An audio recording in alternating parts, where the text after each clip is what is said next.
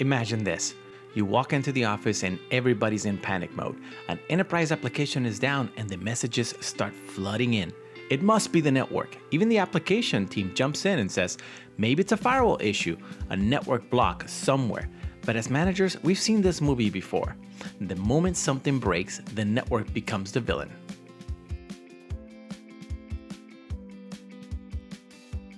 Hi, I'm Gabe from Hivelink Strategies. In today's video, we're unpacking why the network always seems to get blamed and how you as a manager can turn those moments of blame into opportunities for clarity, trust, and teamwork.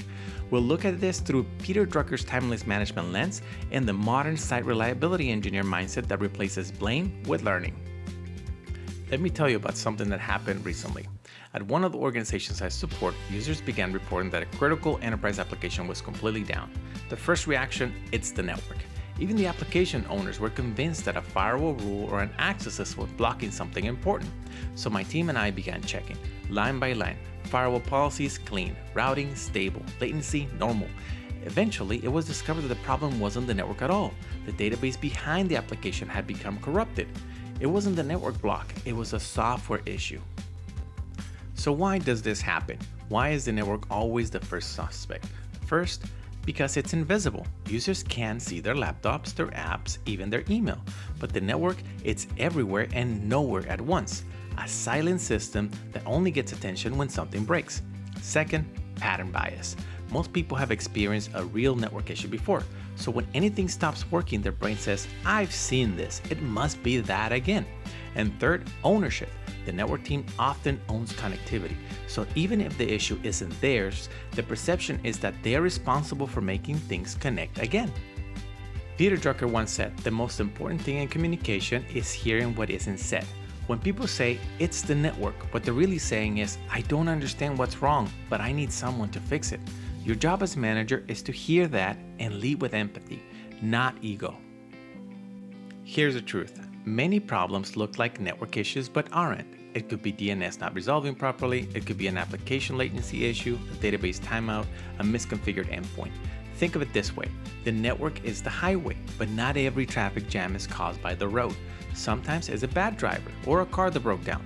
As a manager, train your instinct to ask the right first question. When did the issue start? Is it affecting everyone or just one group? What changed recently? These questions shift the conversation from blame to discovery. Peter Drucker said, management is about human beings. Its task is to make people capable of joint performance. And this is exactly where leadership shows up. When others get frustrated, it's easy to react defensively. It is not the network. But that response builds walls, not bridges.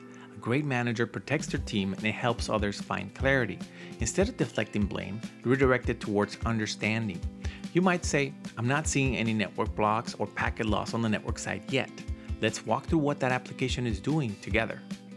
This tone shows confidence and collaboration, and that builds trust. In modern engineering culture, Google SRE principles teach us to focus on learning, not blame. Every outage becomes a postmortem, not to punish, but to improve systems and communication. That's what mature management looks like. When the pressure is on and people are pointing fingers, here's a model I use and teach, the 3C model. Calm, clarify, and communicate. First, calm. Don't react defensively. Take a breath and let others express frustration. That emotional release helps reset the tone. Second, clarify. Ask evidence-based questions. What are the exact errors? What systems are affected? The more you clarify, the faster you cut through assumptions. Third, communicate. Share what you know transparently, even if the issue is in your area. People trust transparency more than perfection. When you follow the 3C model, you stop being the person under fire and become the person everyone looks to for answers.